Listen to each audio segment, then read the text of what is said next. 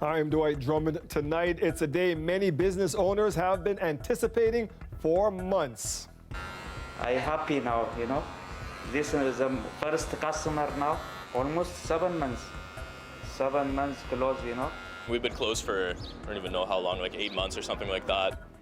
Customers are saying so long to their pandemic hair and nails as businesses that have been shuttered for months welcome them back. Plus, this may focus for Canadians the harms that were done, and it's a move towards reconciliation.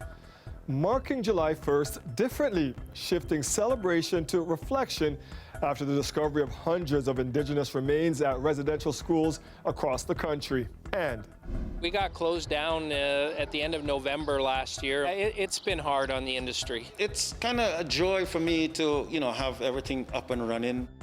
After months with empty seats, fans and optimism are set to return to Woodbine Racetrack. The snipping of scissors and buzzing of trimmers, music to the ears of many business owners and their clients today. The province officially entered step 2 of its reopening, allowing services, stores that have been off limits for months to open again. Lorenda Redekop has the details. Creating a new do for the first time in 7 months. It's a relief for both staff and customers. I'm a fake blonde, I don't know. We're all struggling out here, so I think we're all really excited.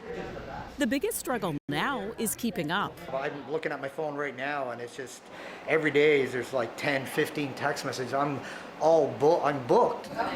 Personal care services are also back as of today, just in time for those summer mani-pedis. I booked the first appointment in the morning. I was calling her since, I would say, April, May. When is she going to open up? And then finally she called me back. It's so nice being back here, double vaccinated and ready to get back out into the world. The lineups inside Sherway Gardens started before the stores even opened. Capacity now at 25% for non-essential retailers. They even debuted a patio, since food court seating isn't allowed until step 3. It's been a long wait for local retailers. It's like a breath of fresh air. We're so happy to be reopened. It's good to call my staff back. It's good to see my customers. But this clothing store owner says it was a long, tough go of it, and he wouldn't be here without government programs and a supportive landlord. We haven't seen the last of this. Right now, there's an exuberance of opening, but certainly this is a long-run situation, and we're going to need help.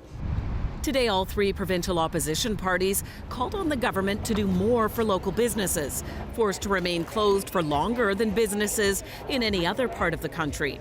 They want the Premier to open up a 3rd round of small business support grants. Let's reopen and stay open. And for many small businesses, they weren't eligible for the previous small business support grants. So let's fix that. Let's make sure every business that's struggling can have a lifeline thrown to it by the government. But it doesn't sound like more of those grants are in the works at this point. In a statement, the province says it's provided almost $3 billion, calling it an unprecedented level of support for small businesses. Lorenda Redekop, CBC News, Toronto. Today, the province is reporting the lowest number of new COVID-19 cases since September 10th. There are 184 new cases in Ontario and 14 new deaths. Toronto is reporting 17 of those cases, Peel Region 16. The highest case count today is in the region of Waterloo with 46 new cases. The province collectively administered more than 268,000 doses of vaccines yesterday, a new record high for the 2nd straight day.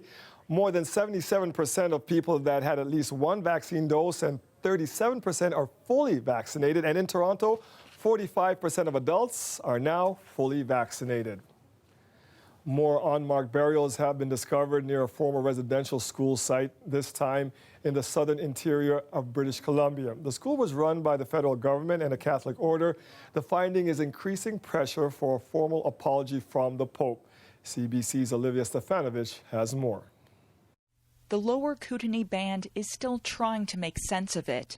182 unmarked shallow grave sites found near the former St. Eugene Mission Residential School. We were robbed of future elders. Those people, if they had not, those children, if they had not passed away, could have been elders and teachers in our communities. It's unclear how many may have been students. The band believes the remains belong to members of several nearby First Nations. The causes for their deaths are unknown, but what is clear, the discovery is leading to calls for action. The Nazis were held accountable for their war crimes. And I see no difference in locating the priests and nuns and the brothers that are responsible.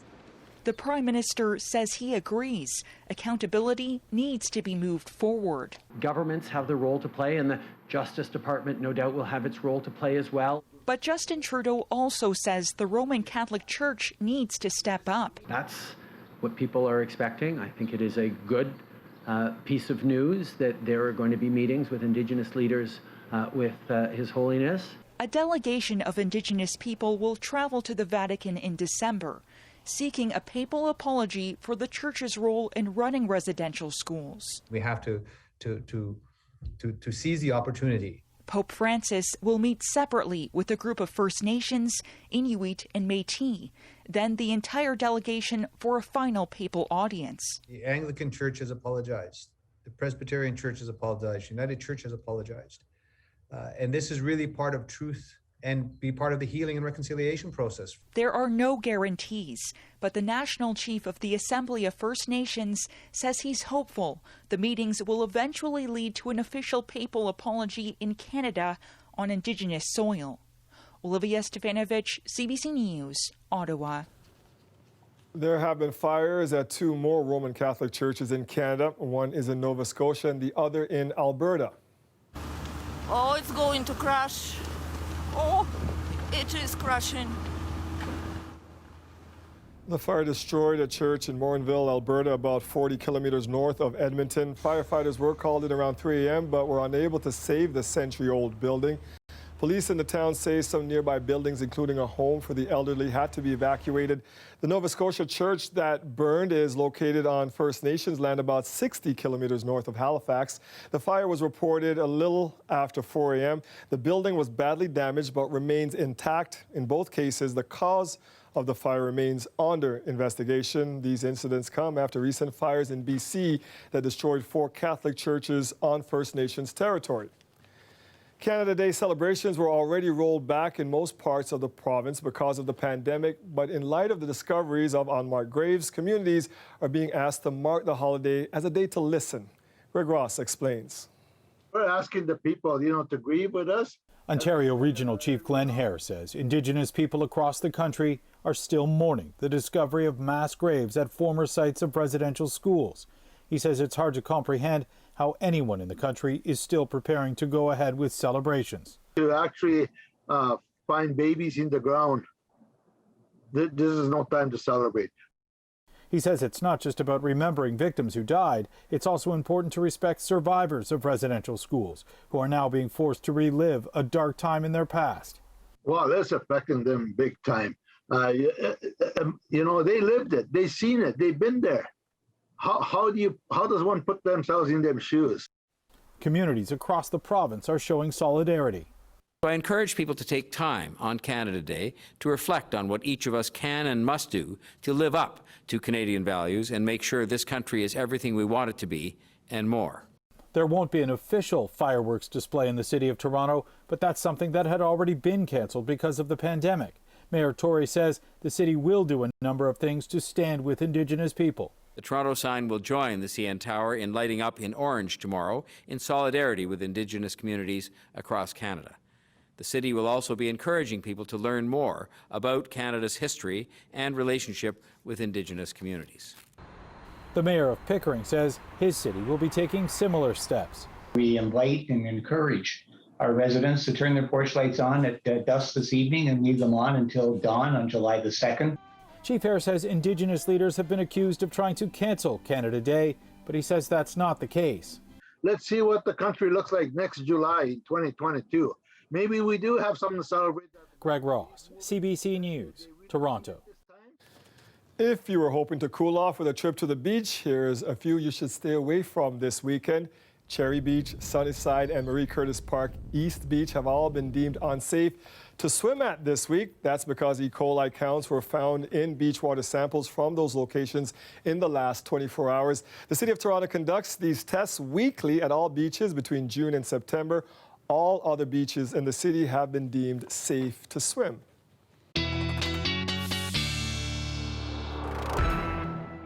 And we have been getting some beach weather after all that rainy weather we got, Colette. Yeah, we certainly have been seeing some improvement too in just how comfortable it feels. I mean, it's slow, but the dew points are coming down. And, you know, by the way, those storms yesterday, they can kind of make the water a little less appealing just because the runoff that gets collected from some of that water and those storms running towards our beaches. So it is good to be mindful of what those levels are at with the E. coli. So here's a look at the winds. I really want to show you this because you can see that we've got a northwesterly, west to northwesterly flow, and this is ushering in some cooler and drier air. So our dew points yesterday were into the 20s. Now they're still pretty high in the teens, but we just dropped out of 20 down to the teens in Fort St. Catharines, and we're going to find those continuing to come down. So the air will become more comfortable tomorrow, and especially you'll notice it by Friday. Our current readings, 26 degrees that we have for you in Toronto, 25 in Oshawa. Still feels like we're at 30 or just into the low 30s with the humidex. Quieter night. There's still some active weather, but it's in southwestern Ontario. Not as much as what we saw yesterday. And tonight, better sleeping weather, 18 for the low. Tomorrow, I do have to tell you, we will be seeing some scattered showers coming in into the afternoon and evening hours. Be aware of that, but there'll also be some sun in there and a lot of dry times through the day too. 25 degrees for the high, Dwight. Thanks, Colette. You're welcome. The weather is brought to you by Train, the most reliable heating and cooling brand. We test, so it runs. It's hard to stop a train. Pennsylvania's highest court has overturned Bill Cosby's sexual assault conviction. The court said an agreement Cosby had with a previous prosecutor should have prevented him from being charged in the case. Cosby has served more than 2 years of a sentence that could have stretched to 10 years. He had been convicted of drugging and molesting Andrea Constant, a Temple University employee, at his suburban estate in 2004. The court said the prosecutor who made the decision to have Cosby arrested was obligated to keep his predecessor's promise. That previous prosecutor promised not to charge Cosby when he gave potentially incriminating testimony in Constant's civil suit. A Toronto teacher who led a fatal school canoe trip continued his testimony today. Nicholas Mills acknowledged that Jeremiah Perry would not have drowned had he been wearing a life jacket. Mills was cross-examined today. He's pleaded not guilty to criminal negligence causing death in the drowning of the 15-year-old. Prosecutors today suggested the teen would still be alive had Mills enforced a rule that requires poor swimmers to wear life jackets at all times. Mills said, quote, "If he was wearing a life jacket, that wouldn't have happened. You're right." But maintained he believed Perry was able to swim and therefore that rule wouldn't apply to him. Court has heard Perry failed a mandatory swim test prior to the trip in 2017, as did 14 other students. Toronto police have now laid first-degree murder and attempted murder charges against a man accused of deliberately poisoning the breakfast of 2 children. 3-year-old Bernice Marembe died after eating cereal at a home during a sleepover. Another child was hospitalized but recovered. Police allege 45-year-old Francis Ngugi got a controlled substance from his work and put it in the kids' meals. He will appear in court on Friday. Our next story has an almost unbelievable twist that we caught on camera. As a rookie police officer, Kimberly Cadoret brought complaints of sexual harassment on the job to her chief of police. She was then forced to undergo a psychological evaluation that questioned her mental fitness. Almost 15 years later, we took her to meet the doctor she blamed for ruining her career, but she found a total stranger. Here's Judy Trin on the trial of a mystery. Trail rat. I've never veered from wanting to be a police officer. I love working with people, knowing that I've made a difference. For Kimberly Cadoret, policing was a calling. It was her job to protect the vulnerable, yet she didn't feel protected at work. It has taken her 15 years, but Cadoret is now speaking publicly about her first year on the job with the Ottawa Police Service. As a rookie, Carteret says she was repeatedly harassed by multiple officers. In her diary, she documented how they pressured her for sex and made inappropriate comments. I started reporting it. I kept going up the ranks. After reporting the harassment, she says she was taken off patrol and put on desk duty. I said, I'm telling you what's going on, and now you're taking my gun away. Why am I being punished? She was ordered to see a psychologist named Dr. Ron Frey at this medical clinic. Is it hard to be back? It's very hard to be back. It brings back a lot of bad memories. Those appointments have haunted her since 2007. Carteret says she saw the psychologist in a small windowless office with no desk. They sat on folding chairs, and there was something off about their hour-long sessions. He didn't care about anything about the family issues. He was almost like he was condescending. Like there was no concern from him. Carteret says the psychologist would just show up at her workplace. He would just stand there and stare. During their fifth and final session, she accused him of being an imposter. After that confrontation, Carteret says she was cleared to return to patrol. In 2007, Carteret was given a copy of a 9-page report. It was written on official company letterhead with the signature of an accredited psychologist. We tracked down that psychologist. You wouldn't mind just having a seat there? Dr. Ron Frey denies writing that report. This is crazy because, quite frankly, I've never heard of anything like this. So it's distressing. I can't believe it's happening. Frey says he doesn't try to trigger paranoia in patients by showing up unannounced at their workplace. Going in to try to trigger a police officer's alleged paranoia, as it's stated here in this report, would be something that would be, first of all, atypical and highly unethical. He also says his office had a window and plush chairs, not folding ones. But this actually takes it to another level, because here this is probably criminal. Frey is adamant he never assessed Carteret, so we brought them together. Do you recognize Dr. Frey? No. Nice to meet you. I'm sorry. Sorry for going through this. Definitely not you. Do I look familiar? No. Can I ask you a stupid question? Sure. Do you ever have a minivan? No. Never in your life? No. That's what you were driving when you used to come and meet me. A minivan? Yeah. I never had a minivan. Never, eh? I'm sorry.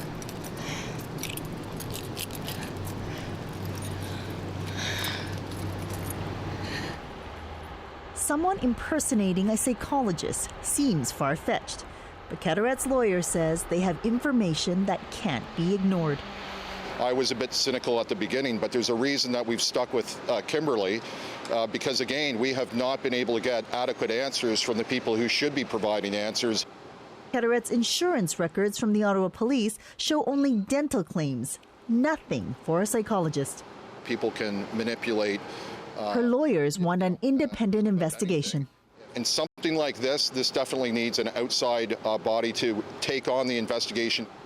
Ottawa Police say they were made aware last November of a potential fraud involving a doctor's name. Initially, the force said there was no criminal investigation underway, but reversed course after several inquiries, telling CBC, "We take any of these types of calls very seriously. A criminal investigation will be conducted." Carteret suspects the psychological report is fake, but the damage is real. The report said she had partial paranoia. She fears that information was leaked out after she transferred from Ottawa to another force in 2008. I feel that this report has destroyed my career. We're 2021, this happened in 2007. And to this day, I'm still referred to at work as crazy and I can't be trusted. So this has never left me. After 15 years, this meeting has brought some relief. Carteret's worst fears were realized, but she was believed. Judy Trin, CBC News, Ottawa. Tomorrow, for the first time in a long time, the cheers of horse racing fans will once again echo through the grandstand at Woodbine Racetrack. The racing industry has been hit hard by the pandemic, which saw tracks closed to the public. But with tomorrow's return of spectators, a sense of optimism is also returning.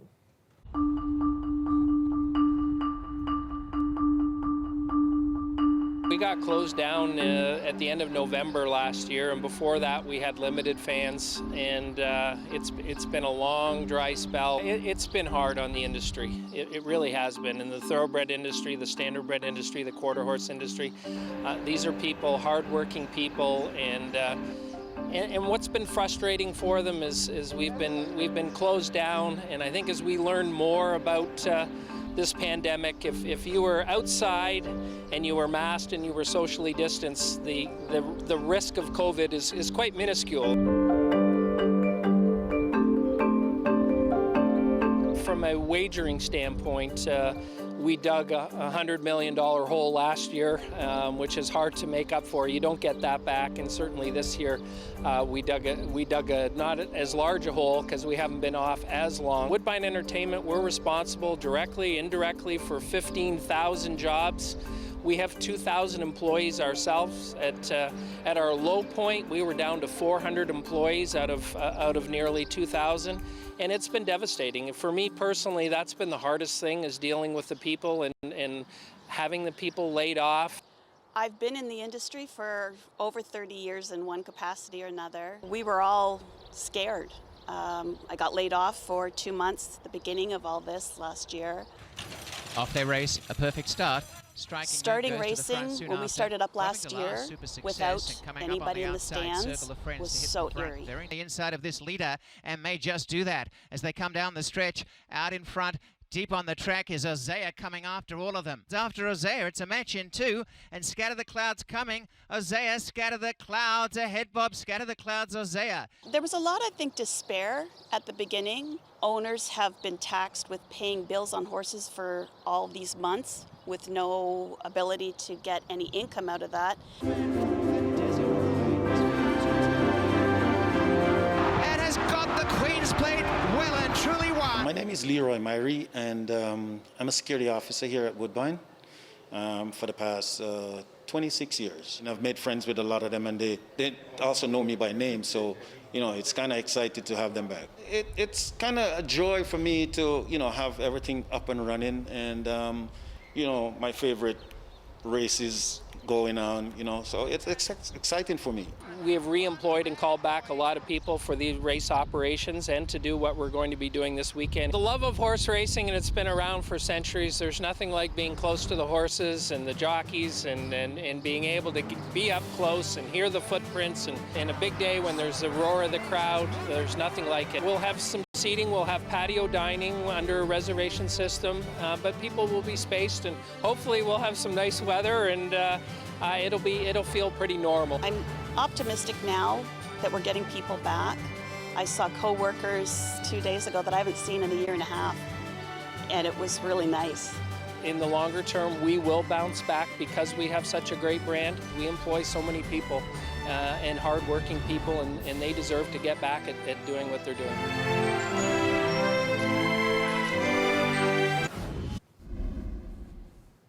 During the Victoria Day long weekend, revelers took to city's parks and beaches in droves, setting off fireworks late into the night and leaving heaps of trash behind. This Canada Day, the city is reminding people they can be fined $300 for setting off fireworks in parks. It is also increasing enforcement and launching an education program to ensure people know the rules. Cullen Yoon now with the details. This was the scene at Woodbine Beach last long weekend. Many illegally and dangerously bringing their own fireworks, like this person shooting a Roman candle into a crowd. Near the waterfront in South Etobicoke, fireworks also ignited the sky into the wee hours. These Humber Bay residents say they're fed up with the lack of enforcement. People were shooting them off pretty much constantly, so that if you just turned on a recorder and listened, there wouldn't be more than maybe a 1 minute break. It wasn't just one group of people and everybody watching. It was like 20 groups of people shooting off and it was constant and loud. We're very fearful that we are going to once again be abandoned this long weekend. The city reminding people today of the rules. Fireworks may only be discharged without a permit from your own private property and only on Victoria Day or Canada Day. The use of fireworks on beaches and in public parks is illegal at all times. A motion drafted by Etobicoke Lakeshore Councillor Mark Grimes was passed earlier this month, directing bylaw officers to enforce fireworks regulations into the early morning during the remaining long weekends in the summer. In the past, officers were only on hand until midnight. We do have enhanced resources on tap this weekend, Thursday, Friday, Saturday, and Sunday till 2 a.m. So the struggle, if you want to call it that, is you have to catch the people igniting them. That's why we have enhanced it with paid duty officers that will be there till 2. The motion also called for permanent signage. The city says 250 signs have since gone up in parks and beaches, like this one that went up yesterday in Humber Bay Park East. An education campaign has also been launched on social media. Meanwhile, for the residents here in Humber Bay, they say while it's worse during long weekends, illegal use of fireworks is a problem year-round, exacerbated by the pandemic. I get woken up in the middle of the night. These are nesting parks, lots of wildlife that everybody here treasures. Fed up residents will also be holding a demonstration tomorrow in the park, calling for better enforcement year-round and handing out flyers to educate people about the rules. Kelda Yoon, CBC News, Toronto. As Brampton starts to reopen with the rest of the province, Mayor Patrick Brown says there's one major thing missing in step 2 of the reopening plan: kids' sports. The rules under stage 2 for minor sports are illogical. The notion that you can't be within 9 feet of another player. How do you have a kids' soccer game when they have to be 9 feet apart? I've listened to all the medical advice. I've listened to the science, and if it is outdoors, it is safe. The mayor is urging the province to allow children's sports to restart immediately, saying organized sports are good for the mental and physical health of children. He also said he would like indoor swimming to be added to step 2 as well. Brown said especially during this heat wave, residents should be able to have a place to cool off. The live music scene won't look the same as Ontario reopens, and according to some, it might not be here at all. High insurance rates are forcing some music venue owners to consider leaving the province after or closing altogether. Dale Manuknuk with the story.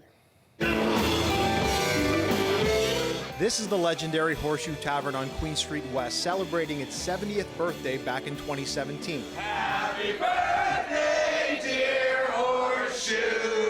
And again in 2007 for their 60th anniversary. But there might not be any more milestones to celebrate.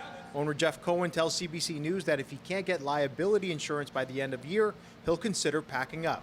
Sean Bowring, who owns the Garrison, is singing a similar song. The industry is in full-blown crisis mode. The debts are mounting, the subsidies are running out from the federal government.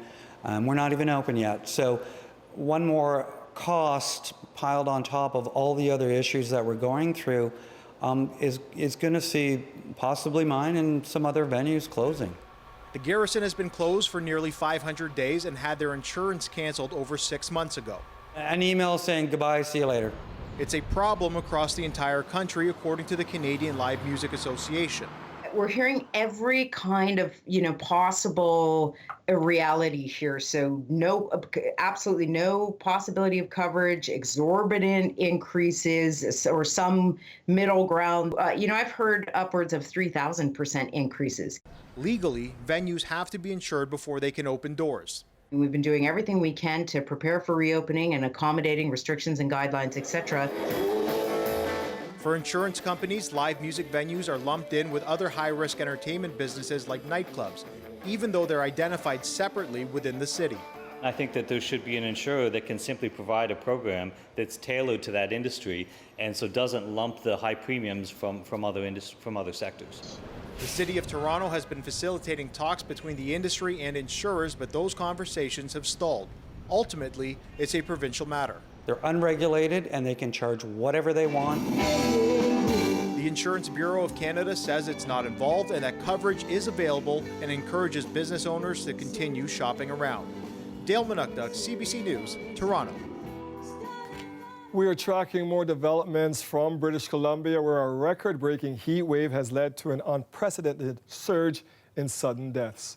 BC's coroner says at least 486 sudden deaths were reported over the last 5 days. Normally over that period, they would see 165. That is a 195% increase. Another heat warning was issued for the province today as scorching conditions in the province's interior are ramping up the threat of wildfires. But as Katie Nicholson reports, some residents along the coast got a reprieve from the heat today. A few days ago, Tun Lee found it hard to breathe. Today, he's skipping in the cool Pacific breeze. Wonderful. I love it. A much-needed break along the coast from days of oppressive heat. Temperatures so harsh they've been blamed on massive delays in emergency services as people with heat exhaustion and heat stroke turn to 911. The BC Coroner's Office also linking the soaring temperatures to a spike in sudden heat-related deaths. Further inland, the effects of the heat dome persist. This is us. We're on our way out. That's where our home is. Wildfires have sparked up in the tinder-dry conditions throughout the interior, like this one near Kamloops, prompting evacuation orders. As soon as it starts to candle on this ridge, which is where we said we had to go, that's when we knew that if that wind shifted and it pulled that fire toward us, it could block one of our other routes out. As of today, campfires now banned across the province. We're in a heat wave. It's an extreme weather warning. So this impacts the fire danger rating throughout the Kamloops Fire Center zone. It is currently high to extreme. Not just dangerous fire conditions, the unprecedented heat left its mark on city streets, buckling sidewalks, creating an ideal BMX ramp. And while it's cooler today, it's still unseasonably warm. Well, we have barely left the house. She's a real wuss about the heat to begin with. As the heat dome shifts east, some advice for Albertans. Stay out of the peak of the sun, cool baths, towels. Katie Nicholson, CBC News, Vancouver. Colette, we just heard Katie there saying this heat dome is moving east now. That's right, Dwight. It has been sliding eastward so that it's overtaking Alberta and Saskatchewan. However, a portion of it's still over BC. So along the coast, they're getting some relief, but we are still seeing right now the hottest temperature in Canada is in the province of British Columbia. So it hasn't slid enough east yet. And that place is in Ashcroft, where it's 46 degrees. Let's check in, though. Look at Lytton. Remember, 3 days in a row, including yesterday, the hottest temperatures ever recorded in Canada. They were up to 49.6 yesterday. So 38 may seem hot, but that's a big change and relief there. And by the way, when it's 49.6, like if someone had gone and looked on Environment Canada, it would have read as 50 degrees as the temperature because we round that up. All right, here are the current readings and showing you that heat dome. See, Saskatoon 35, Winnipeg starting to come up. That will eventually make it towards us. Not as extreme though in terms of the temperatures, but we'll see the heat and humidity coming back. We get a couple of days of a break. So into tomorrow, yes, we are looking at some scattered thunderstorms into the afternoon hours, showers and thunderstorms, still unsettled into Friday. Heat, humidity back at the end of the week and beginning of the week. Now I say, look at this, it's 28 for earlier this afternoon. We're now at 25. We're seeing those temperatures coming down. The humidex value will follow too, so it is more comfortable for tomorrow. Storms today are back towards southwestern Ontario and more isolated. Into tomorrow, what I do want to point out is although we have some cloud cover in the morning, and we'll get some pop-ups in the afternoon, there's also going to be some sunshine in there too, and much of the day dry. So later in the day, be prepared for the wet weather to move in. On Friday, there's more chances in both the morning and the afternoon, unsettled, and then getting a little bit of improvement for the weekend in terms of the active pattern. Tonight, a little more comfortable for sleeping, right? Tomorrow, a little more comfortable too. A bit of a humidex, but not much more than that 25, 23, feeling good on Friday, kind of the coolest. And then there we go. Here comes the build towards Sunday and Monday, Dwight. Wow. Thank you, Colette. You're welcome. As many cities across the country, including Toronto, are reopening, a stark reminder that the pandemic is far from over. Several countries that escaped the worst of the pandemic's early waves are now locking down. And as Christine Bierak explains, what's happening in other parts of the world could have consequences here at home. Countries across the southern hemisphere are locking down, trying to slow the spread of the more infectious Delta variant. In Bangladesh, thousands are leaving the nation's capital, Dhaka, ahead of a strict lockdown, while major Australian cities are now empty. This full lockdown is designed to act as a circuit breaker, to buy our contact tracers and testing systems time to gain a truer picture of how far this outbreak has spread. Currently, around 5% of Australia's population is fully vaccinated. Many blame vaccine supply shortages and concerns around AstraZeneca for the slow vaccine rollout. And that's why we have a sense of urgency. Until at least 80% of our adult population is vaccinated, we can't have a conversation about what COVID normal looks like. In Malaysia, about 7% of people have had 2 doses. A nationwide stay-at-home order has just been extended because daily infection rates just aren't dropping far enough. And Hong Kong has banned all incoming flights from the UK, where cases of the Delta variant are also rising fast. But COVID deaths in the UK remain low due to high vaccination rates. The reasons we're concerned about variants is that eventually one of those variants might actually escape the vaccine. Studies have shown COVID-19 vaccines are effective against current variants of concern, but the longer this virus circulates, the more it's likely to mutate. If we don't take where variants are being produced seriously, one of them is going to come back and bite us very hard. It's just a matter of time.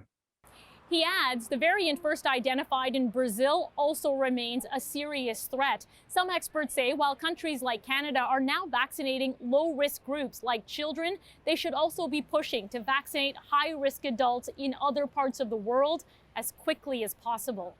Christine Bierak, CBC News, Toronto. As we head to break, here's a look at where the markets closed today. The TSX closed down by 5 points. The Dow jumped up by 210. Our dollar trading lower at 80.68 cents US. Stay with us. We're coming right back.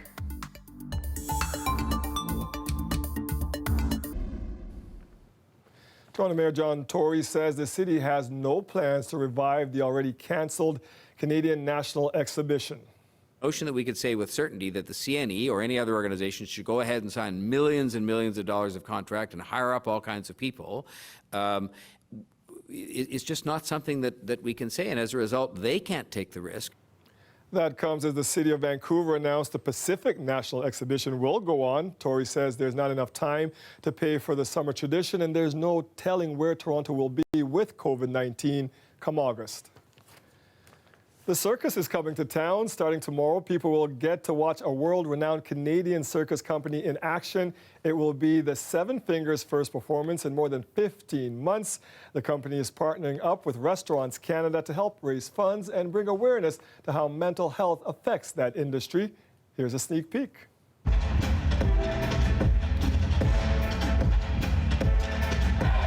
Together Part Summer Cirque is Canada's first physically distant cirque event. It's produced by the Seven Fingers, who are world-renowned. They've been at the Olympics opening ceremonies and they've won Tony Awards. So they're producing a custom show for us. And guests can expect a 60-minute show that they can enjoy from their own private platform that sits up to 6 people in their own social bubble.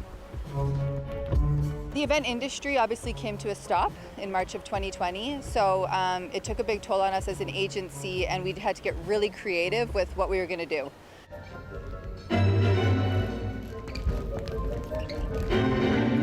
The pandemic really hit the live performance, and we are, basically live shows. We do live shows. We got like more than 300 shows that were canceled.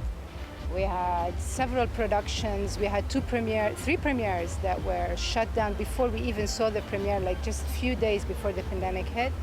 So we got really, really hit by the pandemic. The artists were also, laid off. So that was, hard on the team, on the company. But so now we're super excited because this is the first live event that we're going to do post-pandemic. In Toronto, so it's really great to be here. The artists are super excited. They have been waiting for this for almost a year and a half.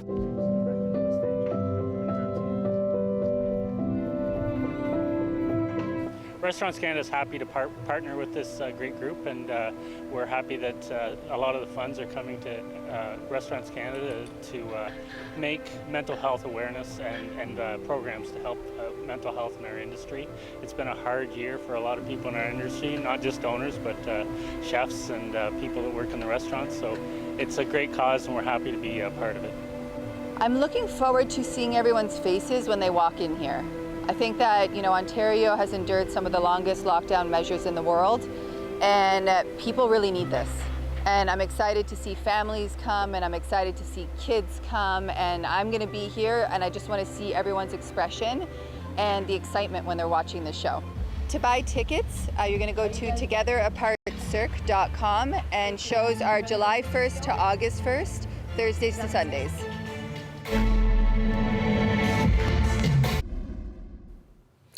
This GTA man grew up working with his family's cleaning businesses after they immigrated to Canada 33 years ago. Now, Val has co-founded a company that develops a disinfection robot used in hospitals across North America. We sat down with him recently to talk about his amazing story. Hi, my name is Val Ramanan. I'm the CEO of TBM Service Group and Solaris Disinfection. We immigrated to Canada about 30 years ago, and my dad started a cleaning company, and we've started working with him in the cleaning business since we were kids.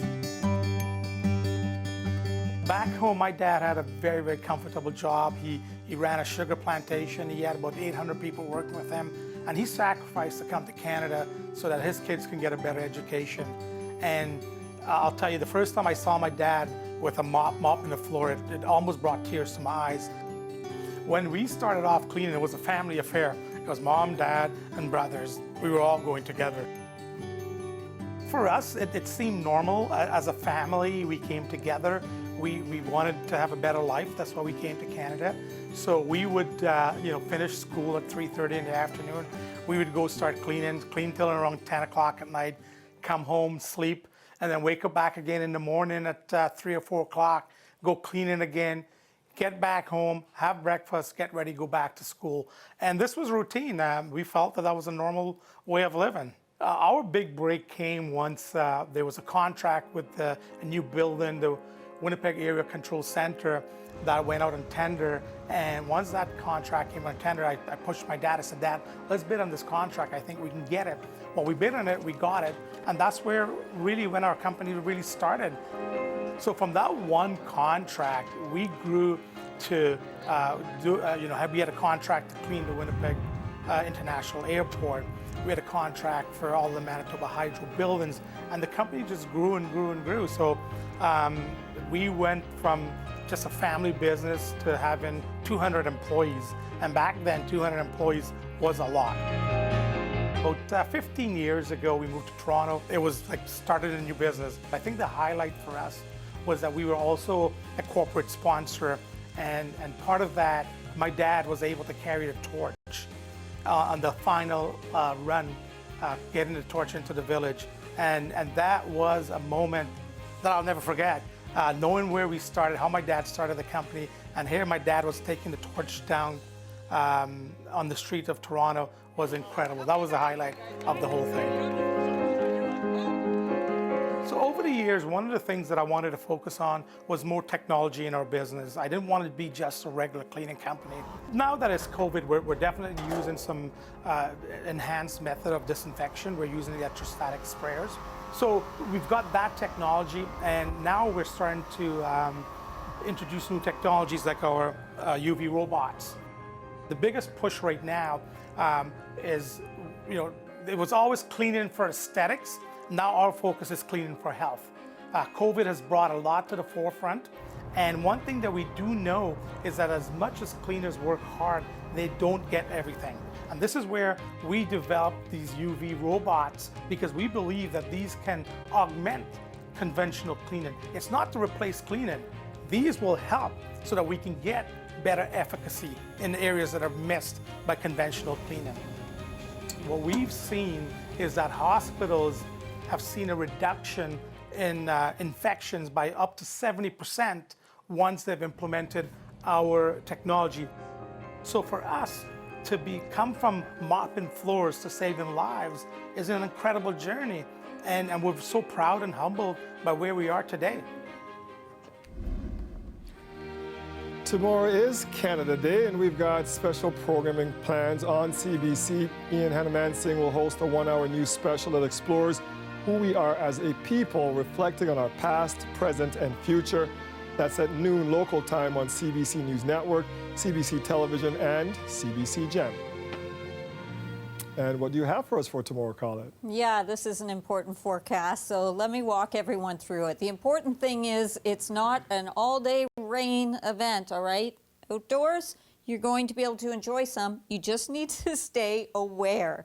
So this is tomorrow morning. Yes, we're going to see some extra cloud cover through the GTA, through much of the province. Some wet conditions east and southwest of the city. Into the afternoon, we see more sunshine, but that sun, that energy will allow, as some actually cooler areas are moving in, it will allow some pop-up showers and some isolated thunderstorms. So be aware that the afternoon and evening hours, and otherwise I think we're looking pretty good. I said the temperature a little more comfortable, 25 without much of a humidex, still unsettled Friday, even cooler, and then we'll start turning around in the other direction. Dwight. Thanks, Colette. You're welcome. That is our show for tonight. Thank you for joining us. Stay safe and have a great night, everybody.